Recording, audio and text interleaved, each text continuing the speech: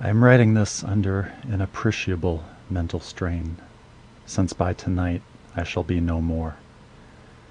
Penniless, and at the end of my supply of the drug which alone makes life endurable, I can bear the torture no longer, and shall cast myself from this garret window into the squalid street below.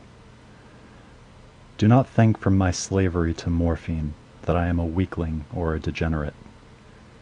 When you have read these hastily scrawled pages, you may guess, though never fully realize, why it is that I must have forgetfulness or death.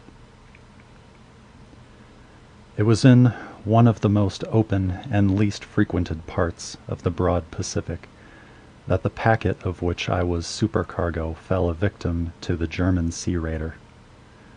The Great War was then at its very beginning, and the ocean forces of the Hun had not completely sunk to their later degradation, so that our vessel was made a legitimate prize, whilst we of her crew were treated with all the fairness and consideration due us as naval prisoners. So liberal indeed was the discipline of our captors, that 5 days after we were taken, I managed to escape alone in a small boat with water and provisions for a good length of time. When I finally found myself adrift and free, I had but little idea of my surroundings. Never a competent navigator, I could only guess vaguely by the sun and stars that I was somewhat south of the equator. Of the longitude, I knew nothing, and no island or coastline was in sight. The weather kept fair, and for uncounted days I drifted aimlessly beneath the scorching sun, waiting either for some passing ship or to be cast on the shores of some habitable land. But neither ship nor land appeared, and I began to despair in my solitude upon the heaving vastness of unbroken blue. The change happened whilst I slept. Its details I shall never know, for my slumber, though troubled and dream-infested, was continuous. When at last I awaked, it was to discover myself half sucked into a slimy expanse of hellish black mire, which extended about me in monotonous undulations as far as I could see, and in which my boat lay grounded some distance away.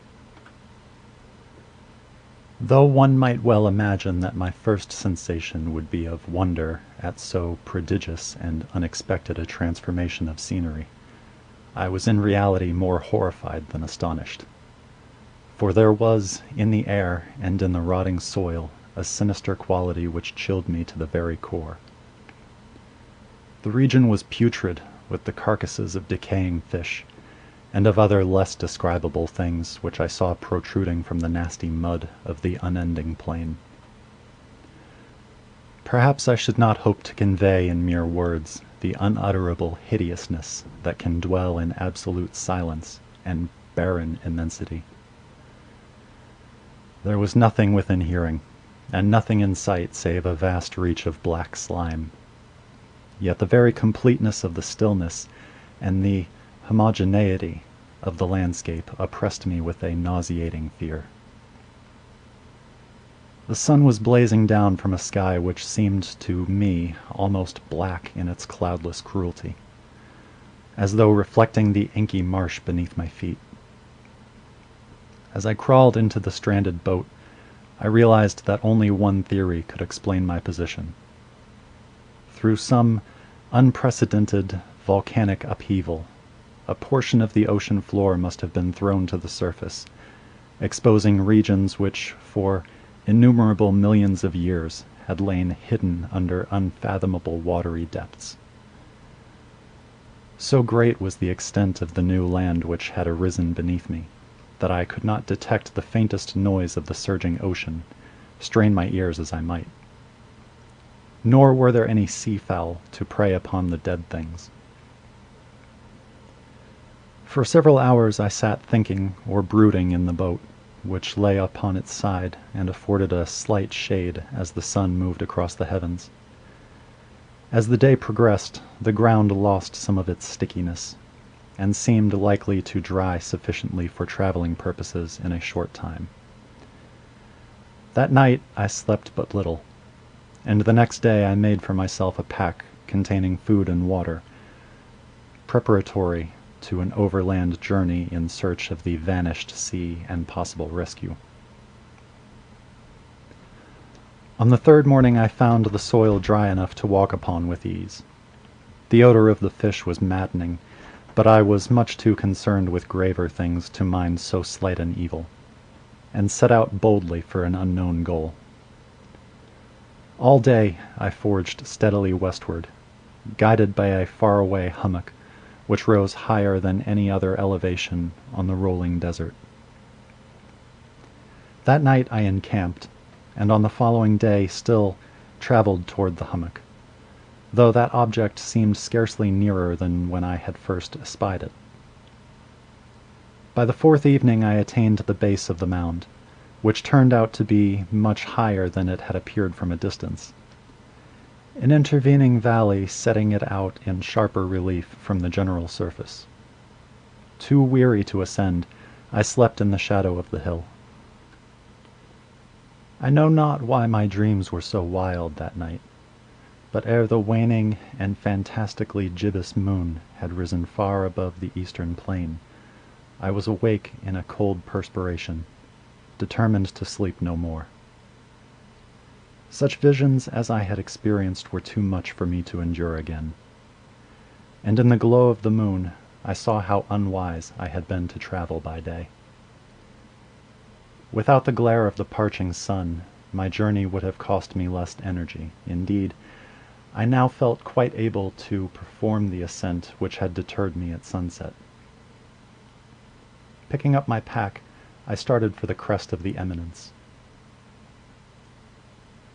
I have said that the unbroken monotony of the rolling plain was a source of vague terror to me, and I think my horror was greater when I gained the summit of the mound and looked down on the other side into an immeasurable pit or canyon, whose black recesses the moon had not yet soared high enough to illuminate.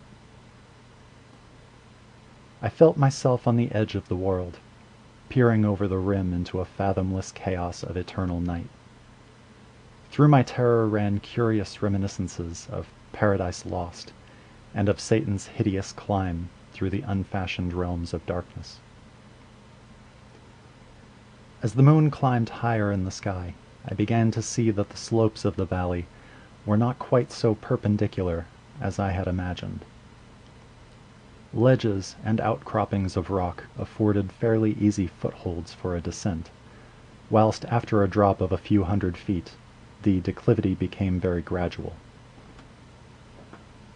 Urged on by an impulse which I cannot definitely analyze, I scrambled with difficulty down the rocks and stood on the gentler slope beneath, gazing into the Stygian deeps where no light had yet penetrated. All at once my attention was captured by a vast and singular object on the opposite slope, which rose steeply about 100 yards ahead of me, an object that gleamed whitely in the newly bestowed rays of the ascending moon.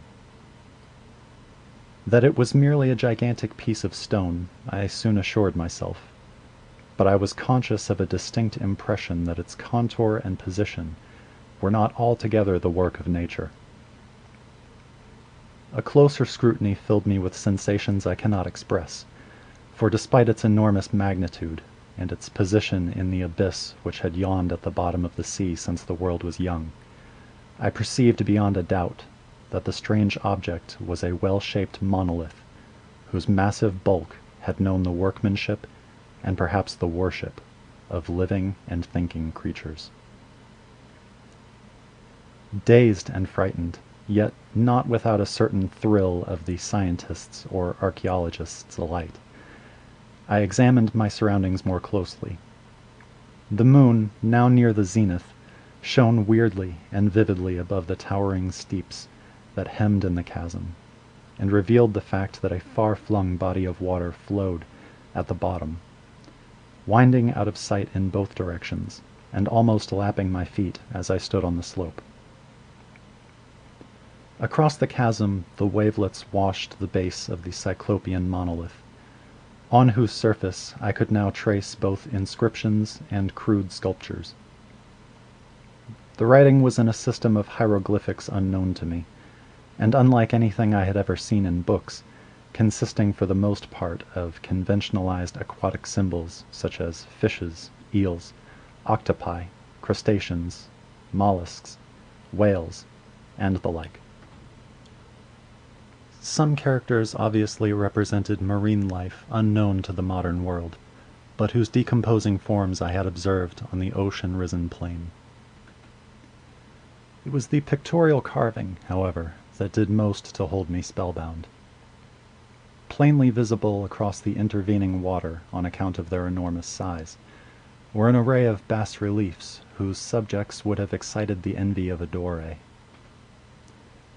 I think that these things were supposed to depict men, at least a certain sort of men, though the creatures were shown disporting like fishes in the waters of some marine grotto, or paying homage at some monolithic shrine which appeared to be under the waves as well.